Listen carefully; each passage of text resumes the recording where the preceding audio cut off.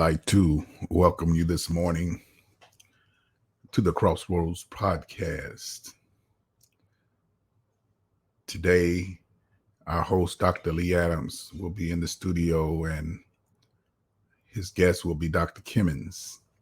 So, as everyone gets ready to come in and be part of this podcast this morning, we ask you to be very attentive and have questions.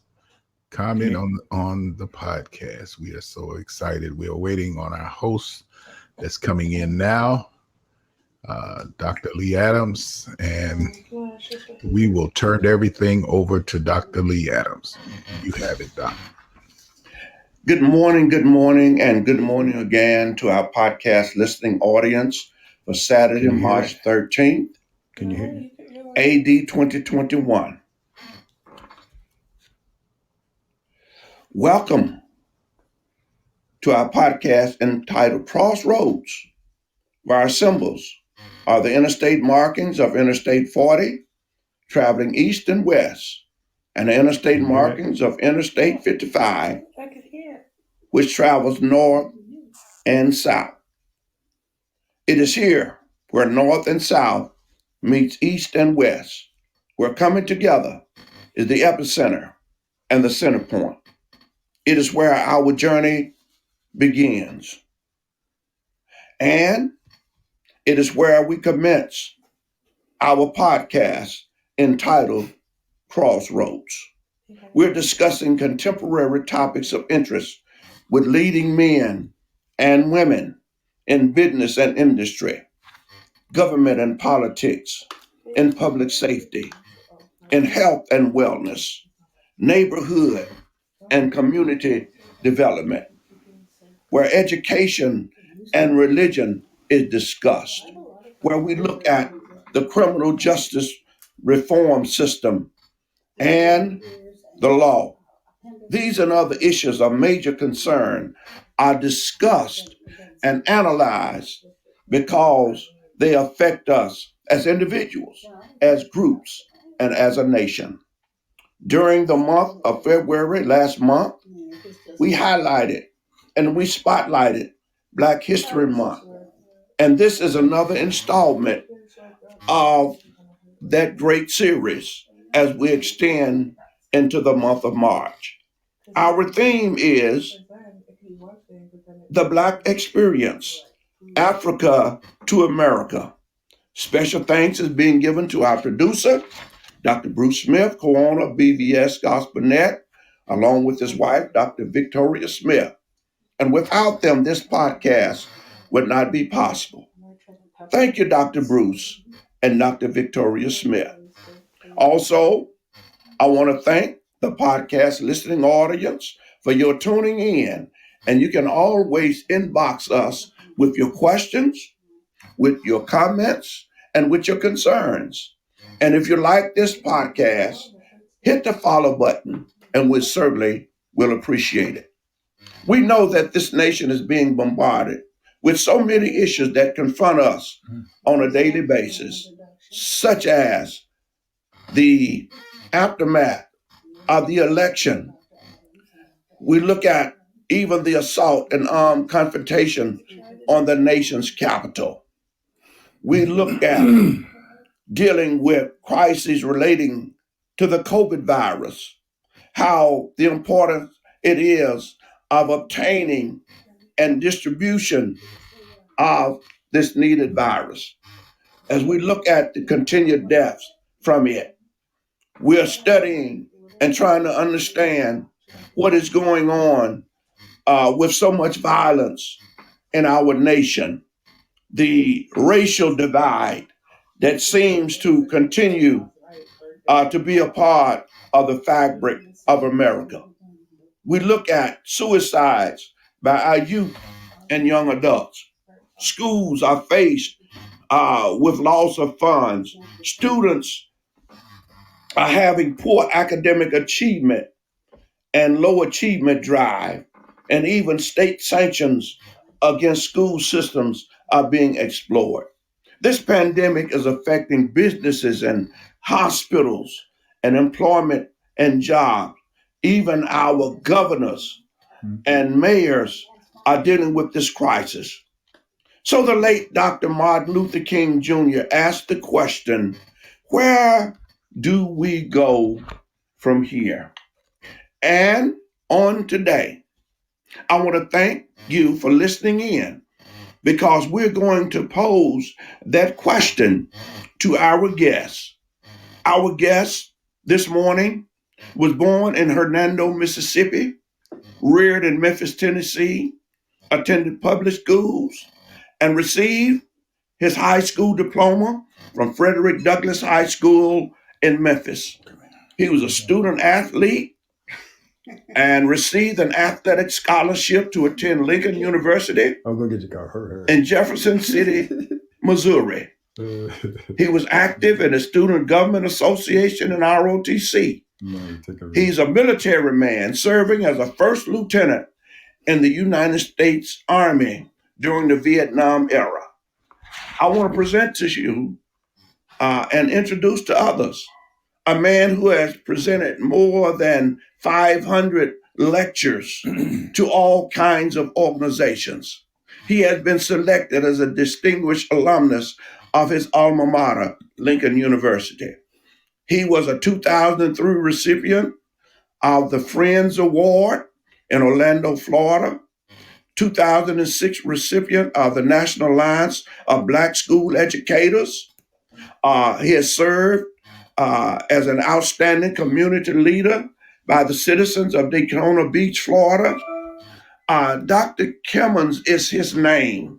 He has been awarded the key to 12 major cities in the United States by the mayors. I want to present to you this morning a man who has served at every level in higher education, teaching and learning, dedication, and with distinction. He has been a classroom teacher, a college professor, a dean, a vice president, an interim president, a campus president, and chancellor. He serves as an educational consultant for pre-K through 16 schools and works diligently with parents and teachers in all of the schools as a speaker and a presenter. He is a husband. He is also a father. I want to present to you this morning our guest, Dr. Willie J. Greer Kimmons. Good morning to you, Dr. Kimmons. Good morning, Dr. Adams. Can you hear me? I hear you well. Hear me well? Yes, sir. Yes, I don't need to speak now after all that introduction. You know, I wonder who that is. You know, I appreciate it. I want to say good morning to Dr. Adams, my brother, classmate, and a friend in Christ. Thanks for inviting me to share some thoughts during this. I called it Black History and Women History Month. Also, a special thanks to Dr. and Mrs. Smith for their assistance and support in this Black History and Women History Month. And hopefully I can make some historical comments that will enlighten some of our Black and brown brothers and sisters from Africa to America. From Africa to America. I am a country boy. I'm the oldest of 27 sisters and brothers, and I had 16 sisters, 11 brothers. The ironic thing about it is I went to a one-room schoolhouse in Hernando, Mississippi. We could only go to the 9th grade. And in other words, I went from the outhouse to public housing to the White House and never missed a beat. It was interesting. My grandfather in Hernando, Mississippi, it was against the law to learn how to read and write. And he taught me, he said, boy, you know, I want you to take me riding throughout Hernando, Mississippi. And he woke me up one morning. I was 19 years old. I was at home from the Easter break from Lincoln University in Missouri. And I said, Pop, it's 4:00 in the morning. He said, but be obedient, boy, be obedient. Put on your best suit. So he took me down to Hernando, Mississippi riding. And I didn't realize what Papa was doing, but I took him riding for 20 years. And Papa took me back 7 generations. I can remember the last time that we went down to Mississippi, and I knew that something was wrong with Papa because he was reminiscing reminiscing. He had just turned 97 years old. And he said, boy, when I get back to Memphis, I want you to go get those tapes. And I want you to do my eulogy. The best experience I ever had was doing my grandfather's eulogy because he took me back 7 generations. And he was not allowed to read and write. And I can remember being in Hernando, we had chopped and picked cotton. We were tenant farmers. And we had picked all this cotton and put it in a wagon. I was so happy.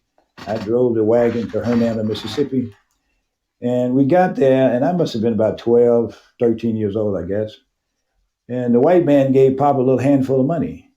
And I said, Papa, that's all the money we're going to get? And he slapped me so hard until I stumbled over on the grounds, and I didn't speak to him for about 6 months. And what he told me, Dr. Adams, and to the listening audience, he said, boy, I saved your life. I saved your life. Interesting. And so, I will never, ever forget that. So Papa told me, said, boy, I want you to invest in yourself while you're young so you can reap the benefits when you get old, own some land and real estate. And he said, boy, get a good education. Always stay in prayer. And he said, if you're independent and self-sufficient, if people don't like you, but if you really don't need them, they will respect you. And he said, always remember, never, ever forgets from whence you come. So 20 years later, and Papa was 97 years young, I can remember very vividly when he asked me to do his eulogy.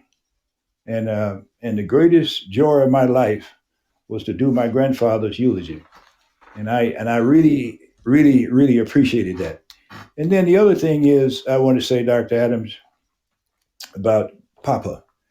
Papa was my first Black history teacher in Hernando, Mississippi. And as a result of all of that, I retired at the age of 56.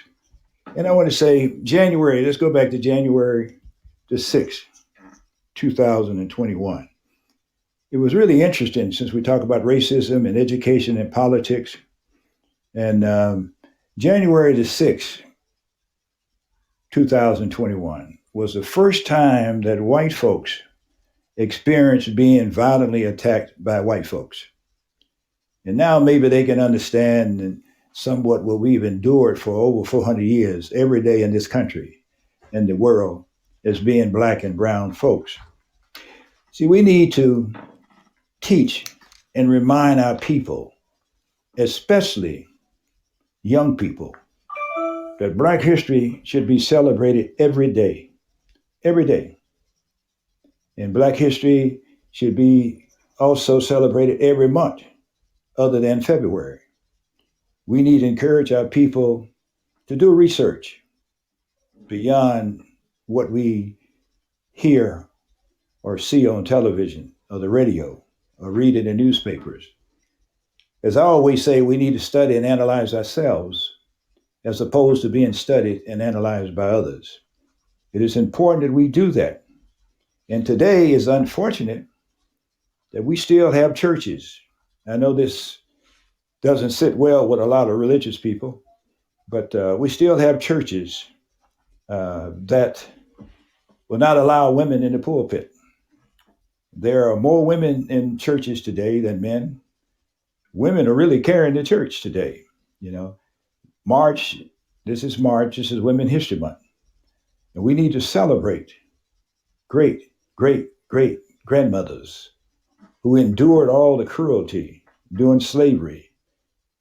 We need to celebrate grandmothers and mothers that helped to birth us, like my 94-year-old mother in Memphis, Tennessee.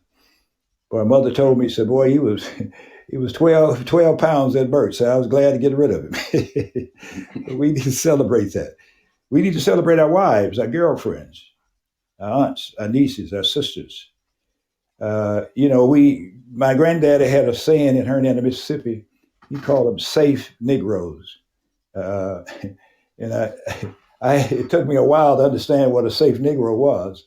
And because he said, if you didn't stand for something, you're going to die for nothing. And if you can be bought, boy, you can be sold. So when you talk about Black history issues, racism, and you talk about politics and education, once again, we celebrate Women in Black History Month.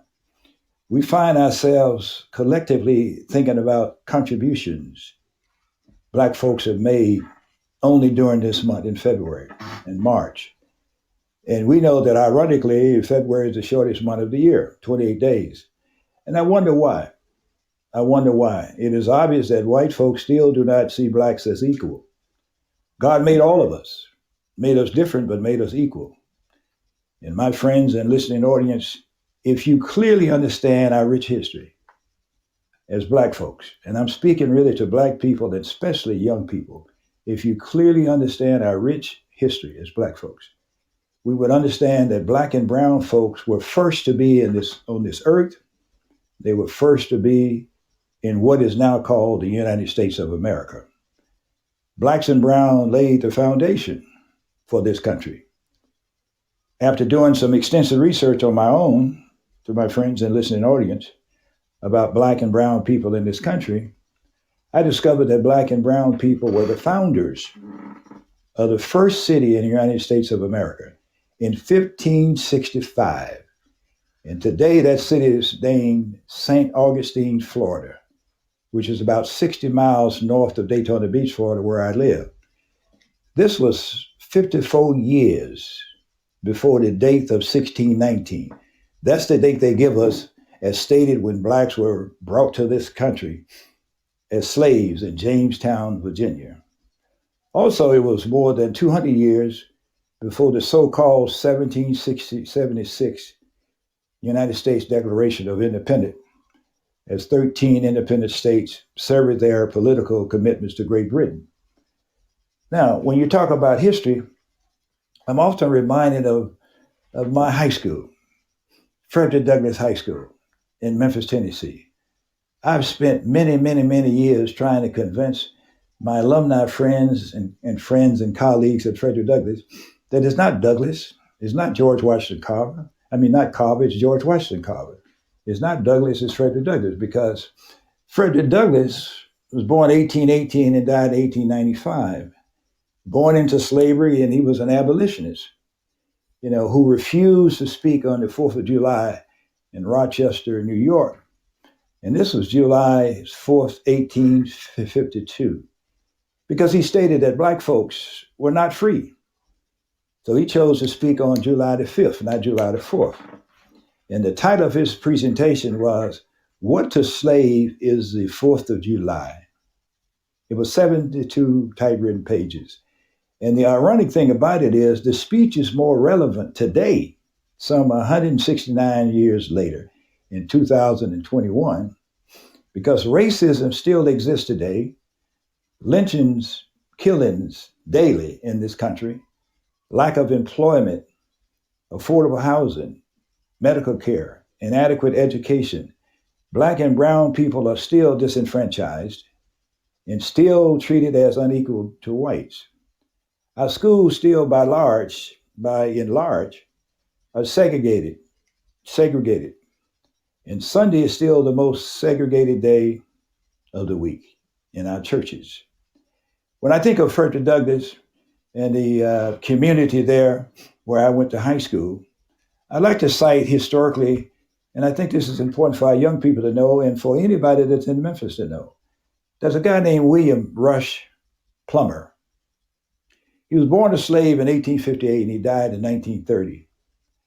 William Plummer was the son of a white slave master and a Black mother from Africa. The ironic thing about it, his slave master gave him 40 acres of land. 40 acres of land. So what he did with that 40 acres of land, where the so-called Douglass community neighborhood currently stands, he turned his land into a community named after Frederick Douglass, a man he had come to admire and befriend, and therefore he named the community and the school after Frederick Douglass, an abolitionist, an orator. Today, the St. Paul Missionary Baptist Church there in the Frederick Douglass community in 1902 was founded by William Rush Plummer, and he served as the first pastor in the Frederick Douglass community. Africa to America. We as a race of people have to educate and orientate our people about the importance of voting. We're talking about politics, voting. Do you realize, my colleagues and friends, if we had just voted, 26% of Black folks in this country voted for Donald Trump. 36% of Latinos voted for Donald Trump. If we had just voted, we could have had a Black governor in the state of Florida who lost the race by 1 percentage point. We could have had the first Black attorney general in the state of Florida who also lost by 1 percentage point. We could have had a Black female governor in the state of Georgia who won by less than 1 percentage point. If we had just voted the way we voted when Barack Obama ran in 2008 and 2012, we came out and voted in excess of 80%. So we can vote, but we must be able to vote at the local, regional, district, and state level. That's where the decisions will be made. That's why it's very difficult for us to make any kind of decisions in terms of turning over these crimes that policemen and others that are dealing with Black folks in our community, because we don't have people at the table where the decisions are being made. And so as long as you got other folks at the local, state, regional, and national level making those decisions, it's very difficult for us to render any kind of verdict in our changes. Black elected officials. Just take Memphis for an example, where I grew up in Memphis, Tennessee. I grew up in the 40s and 50s in Memphis, Tennessee, and went to Frederick Douglass High School in 1958, graduated in 1962. The only reason I mention that is because the laws were not on the books until 1965 and 64. I can remember Harold Ford Sr., one of my lifelong friends, was the first Black congressman. I remember how hard we fought to get the first Black congressman. Today, we don't have a Black elected official in Washington, D.C. to represent the state of Tennessee. So how in the world are we going to get anything done? There's nobody there to represent us, represent our special interests. I can remember my other lifelong friend, Dr. Willie Harrington. Willie and I go back over 65 years. Willie became the first Black superintendent of schools, unheard of. Then he became the first Black mayor. Willie is the longest reigning Black mayor in the city of Memphis, Tennessee. Now, the other person I want to mention is Judge Ben Hooks, first Black judge in Shelby County. I can remember very vividly when these people I just named, how hard we fought in a city that has in excess of 65 to 70% Black folks. But we still don't have any representation in Washington, D.C. at the congressional or the senatorial level to represent us. The Tom Lee Park for our young people, they have no idea the history behind Tom Lee Park or the legacy that Tom Lee, a Black man who saved the lives of many, many, many people, white folks in the Mississippi River. They had a statue of Tom Lee Park down there where he saved all these white folks from drowning. Then Reverend Blair T. Hunt, Mississippi Boulevard Church, an educator, religious person, leader, and all these things. And I can remember there on Main Street, Main and Henry, where they had the slave quarters, where they used to secretly underground take slaves out on the Mississippi River. We lived in apartment buildings, public housing there. And a lot of people do not understand our history. You cannot even go there now. I remember I went there about 3-4 years ago just to see the old neighborhood there on North Main Street, where Main Street runs out. The police stopped me twice, and saw my Florida tags and asked why I was in the area, thought I was lost. I said, I'm just reminiscing, taking my family through where I grew up. And it was obvious that now that neighborhood is turning white. So we're giving up our traditional Black communities. Most of the Black communities right now, traditional Black communities right now, the houses are owned by whites, because my generation, other generations sold it out and gave it out. You can't find a Black traditional grocery store in the Black community anymore. I used to love going down Chelsea Street, one of the longest streets in Memphis, Tennessee. They had manicure lawns, manicure lawns. People made $3,000 to $4,000, $5,000 a year, but nobody had their britches below their butts. They had discipline. You had businesses going. You had people supporting each other. You had pride and appreciation. Today, if you drive down from one end of Chelsea to the end, to the last end, I want to cry because it looks like somebody dropped a bomb in the middle of Chelsea. So who do you blame? So we as a race of people, my friends and listening audience, we need to educate and orientate our people about the importance of voting and have some economic wealth. But we did this as Black folks 100 years ago. If you just cite some of the political leaders that came before all of us, we had to let our young people realize that we just didn't get started. We didn't get started late. Are you kidding? We came here in 1565 and started the first city, St. Augustine, Florida. Are you kidding? We were the first people that born in this world and also in this country. And also go back and look at the Black elected officials, politics. We had a U.S. Senator, PBS Pinchback, from Louisiana, a southern state, a racist state, in 1871. We had Harmon Revels from Mississippi, of all places, was a U.S. Senator in 1870. We had Blanche Bruce, also from Mississippi. Can you imagine? A U.S. Senator in 1875. We had Black governors. PBS Pinchback from Louisiana was a governor for 1872. And we didn't get another governor because, what happened, Jim Crow, and we had all these things going on. The next governor we had from 1872 was to 1990 was Douglas Wilder. And then I go back and look at all the Black elected officials that was lieutenant governors. Oscar Don in Louisiana, 1871. And then we talk about a little bit about sports. See, we still thinking that, the Kentucky Derby. Black people in Louisville, Kentucky fought for 20 years to be recognized as the one who started the Kentucky Derby. In Hernando, Mississippi, we've been riding bareback mules and horses for years. Do you realize, colleagues and my listening audience, Oliver Lewis in 1875 won the first ever Kentucky Derby in Louisville, Kentucky. Isaac Burns Murphy was the first jockey to ever train in the Kentucky Derby. It is important that we understand that. We understand that because we thinking that whites created all this. And when you start thinking about the Herman Revels, for an example, I mentioned him earlier. When you look at the Black elected officials, Revels, Joseph Rainey of South Carolina, they all was elected to the U.S. House of Representatives, many, many years ago. And there were more than 23 Black congressmen. I want to repeat that. More than 23 Black congressmen in the 1870s. And guess what, my listening audience? They all were from southern states.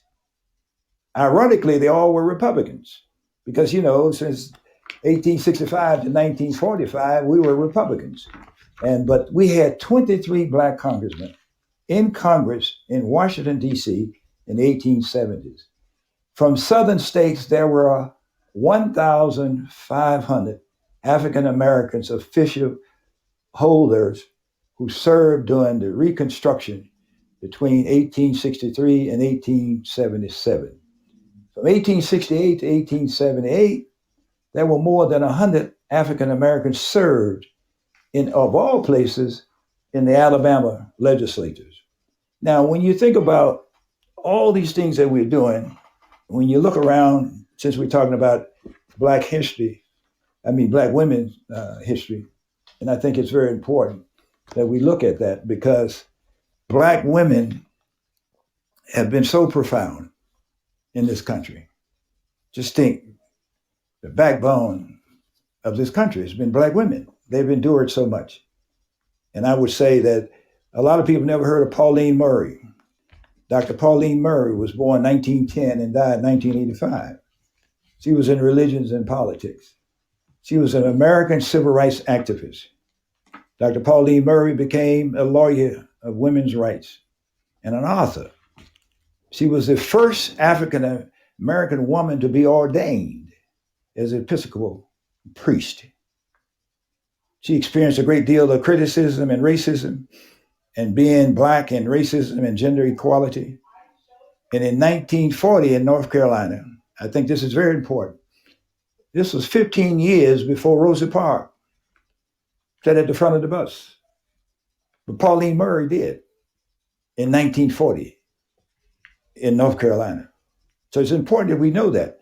In 1943, 17 years before the 1960 Greensboro, North Carolina lunch counter sit-in, Pauline Murray was a trailblazer, a woman, a black woman, ahead of her time, and experienced racial discrimination from black professors, even black professors and classmates, while she was attending Howard University Law School, and because of her sexual orientation. And she influenced and inspired the careers of people like Thurgood Marshall, who became our first Supreme Court justice, and also Ruth Bader Ginsburg, who was a Supreme Court justice. So Pauline Murray influenced all these people. Jackie Joyner Kersee, talk about sports. Track and field, first African-American woman to win a gold medal in the long jump in 1992.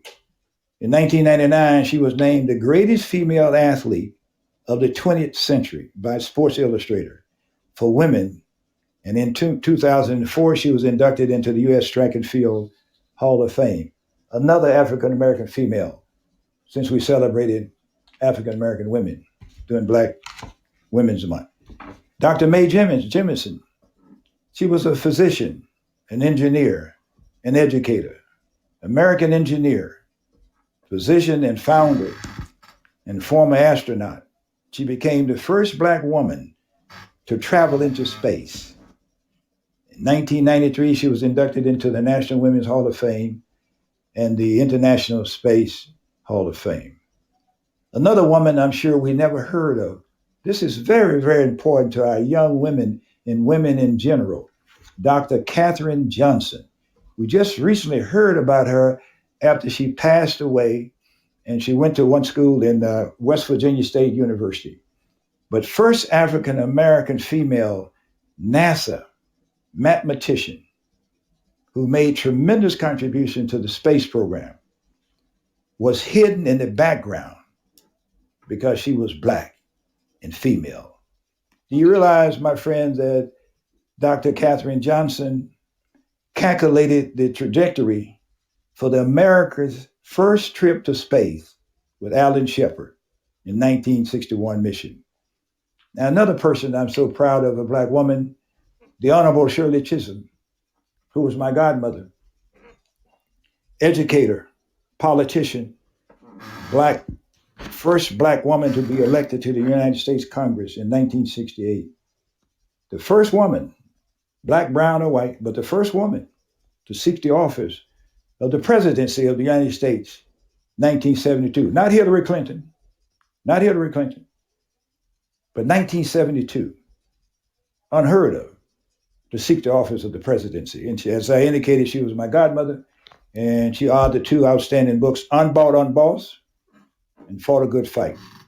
Then she was the founder of the National Congress, a Black women organization, where she was secretly recruiting and increasing the number of Black women into politics as a result of her initiative. Another classmate of mine in graduate school in Illinois was Carol Moseley Bronze from Illinois. This is important. Black History Month.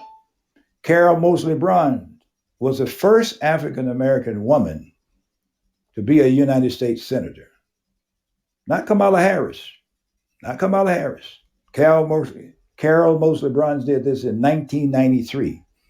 and the only second black U.S. senator since Reconstruction. And see, we need to let everybody know that the era of the first black U.S. senator was Harmon Revels in 1870. Do you realize that we didn't have another U.S. senator until 1993, from 1870 to 1993, which was Carol Moseley Bruns from Illinois. The other woman who a lot of us in Memphis should really relate to, I think this is very, very, very important. Ida B. Wells. Ida B. Wells. Oh, we got to know her. 1862, 1931. We've heard of Holly Springs, Mississippi, and her relationship with Memphis. Ida B. Wells. Ida B. Wells was an American investigative journalist. She was a writer, an educator, and was a major figure in the civil rights movement. She was a feminist and an abolitionist, anti-slavery, who led anti-lynching crusades in the United States and throughout Mississippi in the 1890s. She was a writer, a newspaper owner, and she wrote articles on race for Memphis newspapers. Ironically, she taught in the school system in Memphis, Tennessee. And because of her anti-lynching crusade and writing about anti-lynching, the Memphis city school system fired Ida B. Wells. There's a statue in Holly Springs, Mississippi in her honor. Another black female. It's interesting. Now, the last two or three I'm going to mention is that we need to know about Attorney Patricia Harris. Attorney Patricia Harris, Washington, D.C. In 1965, she was the first African-American woman to serve as an ambassador in the United States. Attorney Patricia Harris. She was the first African-American dean of the law school in 1970 at Howard University. It is important that we recognize these contributions that these black females have made. And the last two I want to mention, just briefly, Harriet Tubman. Harriet Tubman, Sojourner Truth, abolitionists, freedom fighters. They laid the foundation for what we know now as the civil rights movement. We're talking about hundreds and hundreds and hundreds of years before Dr. King and any of these people ever heard of, but they laid the foundation. And please don't forget, down in rural Mississippi, Fannie Lou Hamer. I'll never forget Fannie Lou Hamer. She was a tenant farmer, picking cotton in the Delta like I was in Hernando, Mississippi. Fannie Lou Hamer, God bless her soul. I remember Alvin Clayton Powell came down to Mississippi. He was trying to reach a compromise for the blacks down there. So he went to Fannie Lou Hamer. And Adam Clayton Powell, as you know, was a congressman from New York. Real fair skin with curly hair. You can imagine Fannie Lou Hamer, she's a traditional black woman in the Delta, chopped and picked cotton all of her life. And Adam Clayton Powell walked up to her, and I can see her now. He looked down, he said, "Lady, you don't know who I am." And she looked up at him and said, "Sir, have you ever picked a bale of cotton? Sir, have you ever been beaten by white folks until you almost bled to death? Have you ever been raped by white men against your will?" And Adam Clayton Powell left Fannie Lou Hamer alone because he didn't know what cotton was. So we have to be very careful. We have to make sure that we appreciate each other and stop trying to divide ourselves. And Fannie Lou Hamer was one of the foundations of the whole civil rights bill. You go back in like 1965 and 64 would have never existed without Fannie Lou Hamer. Without Fannie Lou Hamer, the types of her. It is important that we recognize that. Emmett Till, we forget Emmett Till. I can remember very vividly. Money in Mississippi was not that far from Hernando, Mississippi. I'm 12 years old, Emmett Till is 14. I can remember the little old ladies running through the neighborhood said, "They're killing all the little black boys, rushing us in the house." I can remember that like yesterday. If it were not for Fannie Lou Hamer and Emmett Till, the Civil Rights Bill will have never been passed. President Lyndon Johnson feared Fannie Lou Hamer when she was on the floor talking at the National Conventions, Democratic Convention in 1965. He had the news channels all over the United States to blur her out, to take her off the air, because he didn't want to hear what she had to say. He feared her because she didn't have any fear of any man, because God was her master. God was her mentor. And when she would say that, if you live, you're going to get sick. If you live, you're going to die. If you live, you're going to get old. So she didn't fear any human being. She said, God is her savior. And so as a result of that, when they got ready to sign the Civil Rights Bill in 1965, they didn't invite Fannie Lou Hamer to the White House. They invited Dr. King, who had nothing to do with it. They didn't invite John Lewis. They didn't have nothing to do with it, but they got all the credit. My thing is, where are the foot soldiers? We need to recognize the foot soldiers. Those who were poor before 64 and 65, if they have family members that are still alive, they are poor now. All we know is what's been taught to us. I can remember in February of 2020, I can remember being in Charleston, South Carolina, invited to speak at the Mother Emanuel African Methodist Church for Black History Month last February. I'm looking for the 9 statues of the people who were lynched and murdered by young white racists in 2015. They had no statue. I was spellbound. Something is wrong, because the white establishment told them, do not celebrate these Black folks. The same thing they told Black people in the Frederick Douglass community, do not embrace Frederick Douglass. They put fear, like they've always done, through lynching and beatings. We don't want you to associate with an abolitionist. So we have to be careful, that we know our history and know that we're standing on the grounds of kings and queens. And if we know that, my friends, maybe we will stop killing each other if we know our rich history. The other thing I want to mention to you about the 1800s in Black cities who owned banks. We're talking about businesses. Boldy, Boldy, Oklahoma. Tulsa, Oklahoma. You heard the history. Tulsa and Boldy were called the Black Wall Streets. White folks didn't want you to identify with that. Not at all. Not at all. This is one of the many reasons we as Black folks are suffering economically and politically. My grandfather in Hernando, Mississippi, he couldn't read or write because it was against the law for Blacks to be educated. But God gave him what I call mother wit. Mother wit. And he told me about the rich history of Hernando, 7 generations. I will never forget that. Never forget that. He said, boy, get a good education, own some land and real estate, become self-sufficient and independent, and vote. Because, my friends and listening audience, we can march, we can sing, we can shout, we can pray, and I believe in prayer.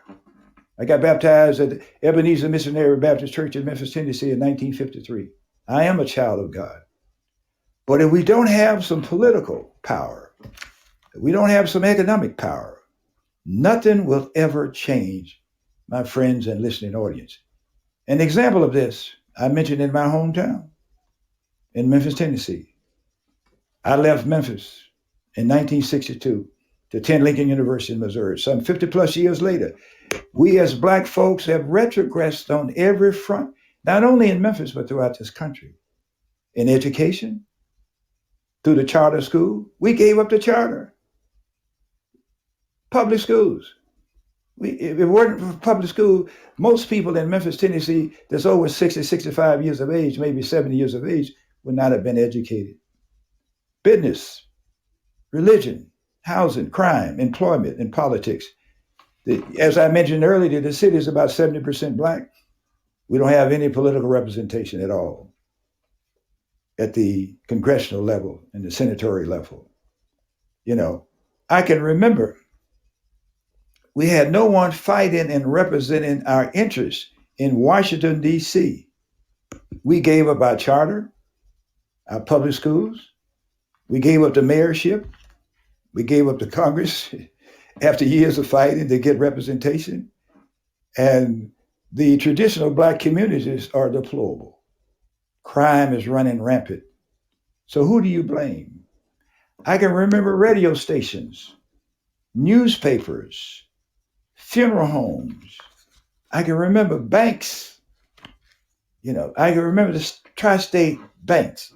We had 7, 8, 9 banks throughout Memphis. What happened? Branches all over the city. We got one Black-owned radio station left in Memphis. Who owns our funeral homes? Who owns our banks? What happened, my colleagues and friends? Where do we lose all our political and business interests? Who do you blame? Then if you want to go back to some inventors, we talk about politicians, talk about inventors. A lot of people don't realize that who was Richard Allen? Who was Morris Brown? We know about Morris Brown College in Atlanta, Georgia. He was one of the founders, Morris Brown, in 1770, in 1849, of the African Methodist Episcopal Church. He founded Emmanuel AME Church in Charleston, South Carolina, in 1816, where I spoke in February of 2020 for Black History Month, where the 9 Black people were slaughtered by young white racists. Percy Julian. A lot of Black folks never heard of Percy Julian. He was a Black chemist. He founded the steroids. A lot of us go and get steroids we don't even know. Birth control pills for women. Human hormones. A Black man, Percy Julian. He developed medicine from plants. He was the first Black to be inducted into the National Academy of Sciences. But they destroyed his labs. They meaning white folks.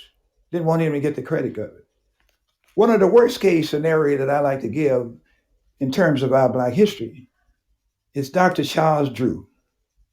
I used to be a dean of a Black college in Washington, D.C., and I met his daughter, his only child, Darlene Jarvis Drew. Dr. Charles Drew, can you imagine, developed the blood plasma and the blood bank. Can you imagine?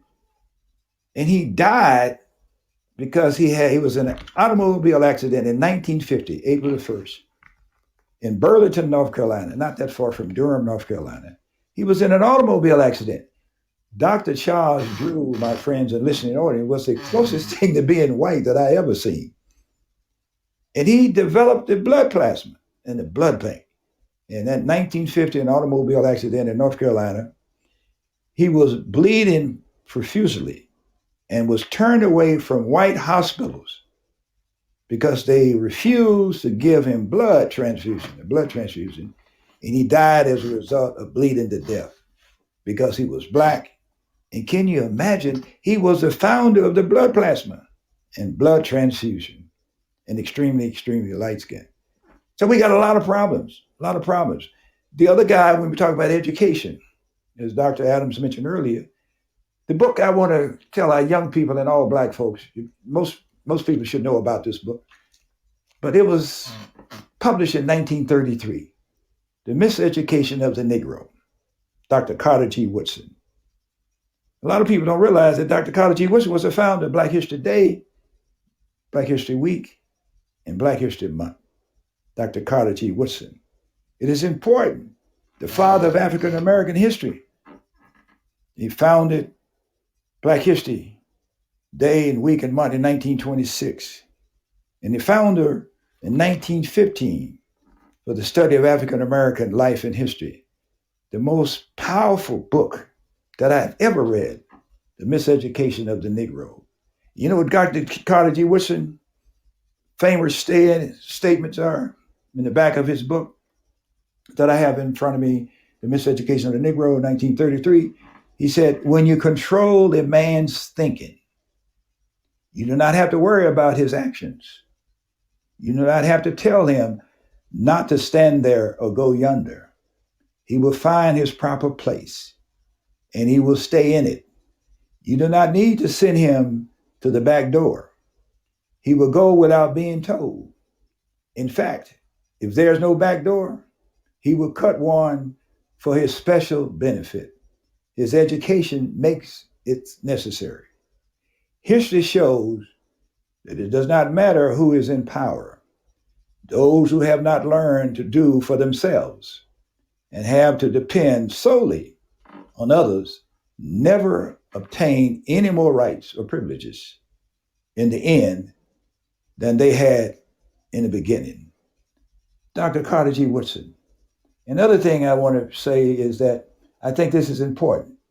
We all drink, a lot of us drink whiskey. I don't drink whiskey, but a lot of black folks drink whiskey. A lot of black folks drink whiskey. And we go around there, we heard of Jack Daniels, Jack Daniels, Jack Daniels. I hear a lot of my relatives and friends, I love Jack Daniels. We don't even know what we're drinking. Jack Daniels was founded by a black man. He was a slave, born a slave in Maryland, 1820.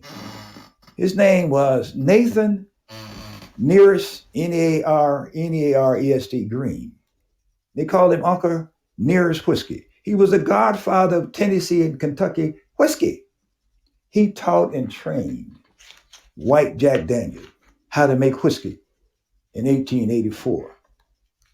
Uncle Nearest was honored as the first African American to make whiskey in 1856 in Lynchburg, Tennessee, his hometown. White learned from Uncle Nathan Nearest Green and stole the whiskey pattern, and the rest is history. The situation plays out in many, many, many inventions that African Americans have made in this country and this world, especially in this case when we talk about whiskey in Kentucky and Tennessee. The interesting thing about it is that there's a young lady named Fawn, F-A-W-N Weaver. I really love this since we talk about Black Women's History Month. Not Black History, but Women's History Month. A Black female got together with 10 other females and they traced the history of Uncle Nathan Nearest Green in 2017. Then they realized that he was the father of Tennessee and Kentucky whiskey. All female leadership team, since we're talking about Women's History Month. Now there's some 25 of them in Shelbyville, Tennessee. They have a farm out there, thousands and thousands of acres of land, doing great. They have now the pattern.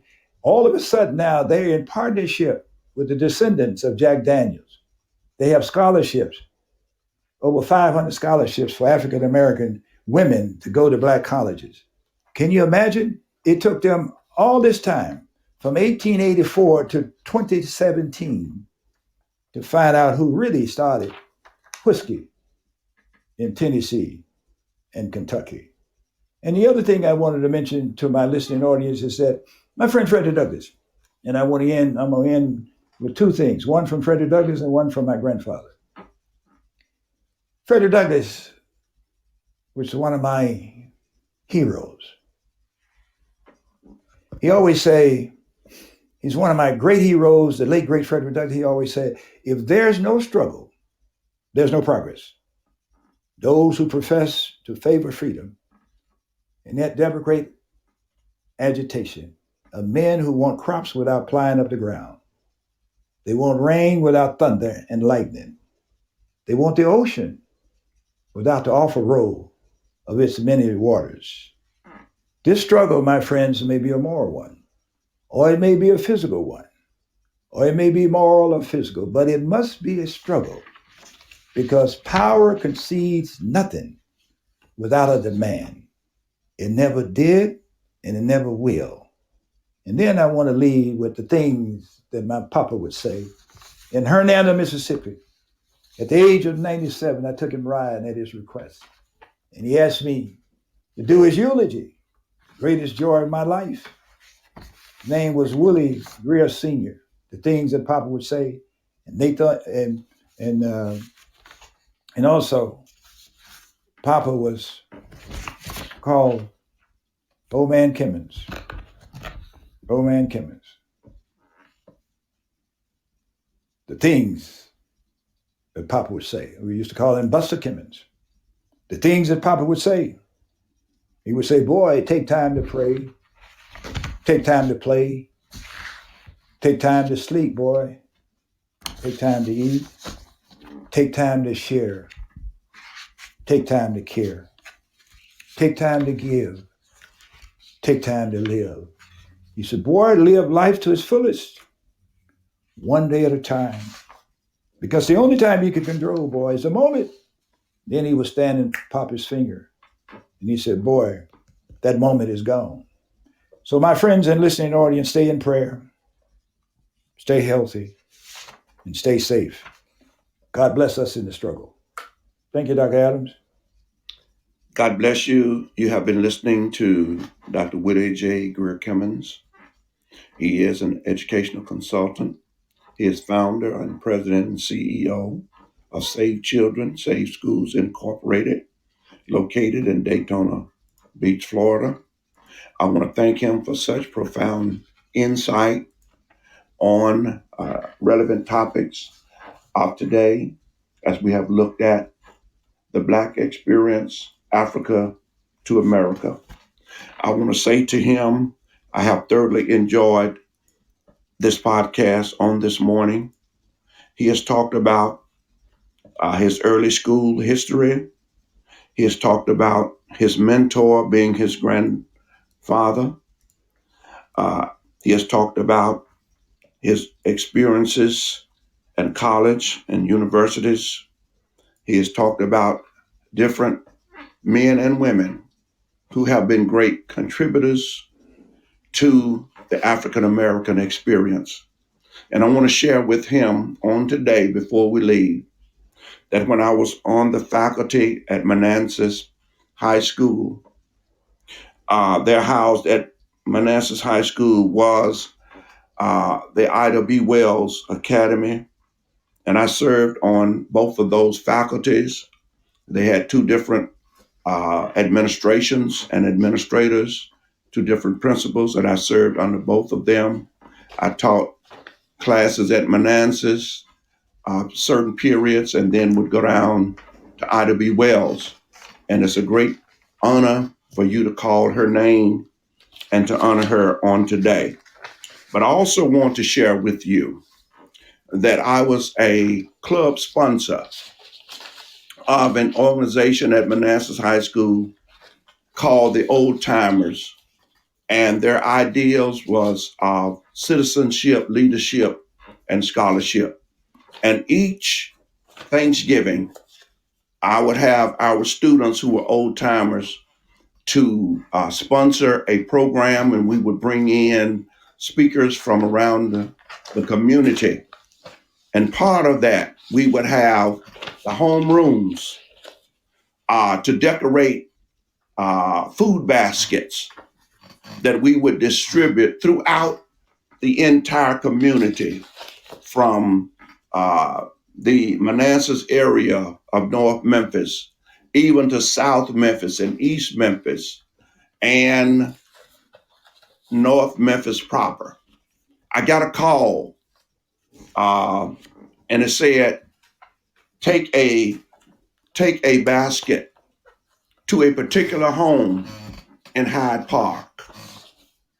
And so I loaded up with my students. I was delivering baskets, doing public service, teaching them the importance of giving and sharing. And I got to this home, and this lady, I knocked on the door, and the lady invited me in, and I got a basket out of my trunk. And anywhere I was delivering in North Memphis, especially in the Hyde Park area, I would make sure that they got some of the most choicest baskets that had the vegetables, fresh vegetables, fruit, fresh meat, turkeys, hams, and things like that. And the lady invited me in and told me to come in. And when I came in, she said, "These are my children. You may know some of them." And I looked on the wall, and there was a picture of a man by the name of Dr. Willie J. Greer Kimmons. I was in your home with the home of your mother at that time, some over 15 or 16 years ago, when I was on faculty. And I tell you, I was so delighted and elated to know that I had come into your home. And she was so proud of all of her children. And I want to thank you, Dr. Kimmons, for what you have done. There is an award that is named for Horatio Alger, and that award is designed to cite those who have succeeded in spite of adversity and who emphasize the importance of higher education. I have not seen your name, but I want to do this on behalf of the Crossroads listening audience and podcast. There have been some great men, such as Hank Aaron, Colin Powell, Wally Amos, Maya Angelou, Lou Brock, Dr. Ben Carson, Willie Stargell, George Foreman, Clarence Thomas, Denzel Washington, Dr. Willie Harrington, and others. But I want to tell you that even though your name is not there, I want to tell you that you rank with all of these men for being a man of humble beginnings and surroundings, and you have achieved, you have accomplished, you have overcome. And I want to thank you, Dr. Kimmons, for all that you do for us as a people, as a race, as a nation, and as men and women of the Most High. Thank you so very much. Thank you, Dr. Adams. And thank you for your listening audience, and God bless you. God bless you, and thanks for the opportunity. Until next Saturday, we'll be looking forward to another round of Crossroads. God bless you, and may God keep you is our prayer for you and your homes and your families.